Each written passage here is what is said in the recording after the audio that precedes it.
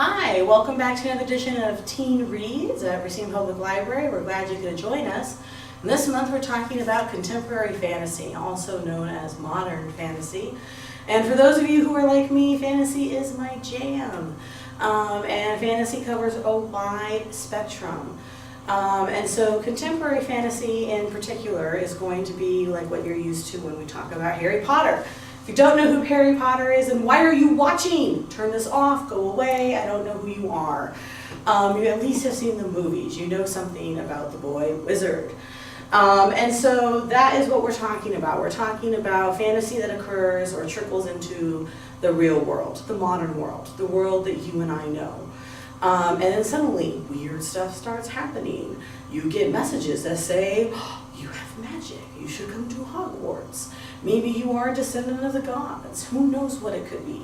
But magical creatures and strange things start happening into a world that should be normal and mundane.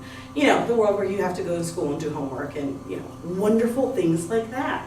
So that is contemporary fantasy, and that's what we did for this month. And so I actually like Rick Riordan, and I've read the Percy Jackson series, and I actually needed to read the last book in Heroes of Olympus. Well, lo and behold, I read it, and it was completely set in fantasy. Like, there's no real world, no. He expects you by this point to know everything, because it was a spin-off of the original series, so too bad, so sad. If you don't know what's happening, you're lost. So I thought, I really need to read a different one. So I read this other series, which for those of you who have read him are saying, why are you so far behind? Because this is not his newest, which is Trials of Apollo.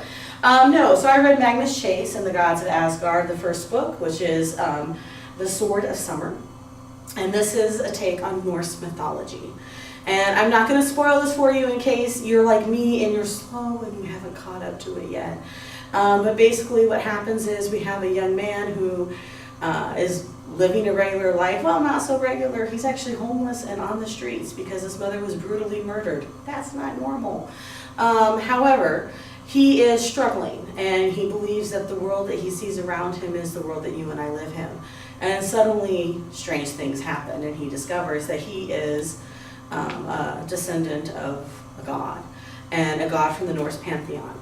And I'm going to leave it at that. But the beginning of the book takes place in our world. But the majority of the book, of course, takes place in a world that's not our own, a world in which fantasy completely takes over, much like the world of Harry Potter. And so the question I have for you is this. Because it is contemporary or modern fantasy, how much of the book that you read actually takes place in the real world? Is it a world where you're totally grounded, you're in the real world, and fantasy is just happening around you? Or do you start off there and you're whisked away into another world? And a lot of times, there are books where you do have fantasy happening, but you're living in your hometown and it just happens. So, Twilight would be an example where you live and vampires happen to be hidden, but they're in the world around you. That would be one type of example of modern or contemporary fantasy, where it's constantly happening. Or Harry Potter is a classic example of it starts off in the real world, but then the majority of it is fantasy. And it depends I'm curious to see what it was that you read, what you liked and what you didn't like. I tend to like both, but again, I already said, fantasy is my jam. So I like them both. But what I find really interesting is that a lot of books have taken on the Harry Potter style, which is it starts off with, you're in the real world, and after that, you're completely in fantasy. And it really did start with the Harry Potter franchise. The other thing I'd like to ask you is, would you choose to live in a fantasy world? Would you choose to live in a place where magic happens? And I'm going to tell you something, the reason I love fantasy, when I was in 4th grade, you couldn't get me to touch fantasy. I was reading Beverly Cleary, Judy Blume, I wanted everything to be real life. And my friend Will handed me this book called The Hero and the Crown by Robert McKinley. And I was like, I don't want to read that. There's this dragon on the cover, and there's like this woman in armor fighting. He's like, you gotta read it, it's so awesome. And I'm like, I don't want to read that. Why do I want to read about make-believe stuff? No. But when your buddy hands you something that says you gotta read this, and you're a reader, you read it. And plus he kept like shoving it in my face. So it's like, okay, fine, I'll read your book. And then I read it, and I fell in love. And this is the thing to me about fantasy and whatever it is you choose to love. But what I loved about fantasy is that it made the impossible possible.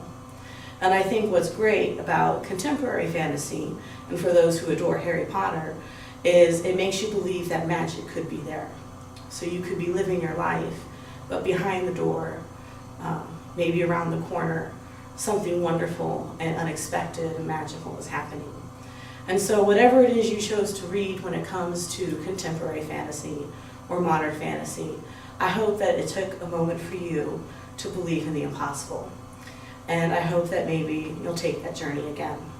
So next month we're going to be reading about robots. So robotic science fiction can also include androids and artificial intelligence. Is it bad? Is it good? Are we doomed? Will technology save us or destroy us? Find out next time. Until then, happy reading.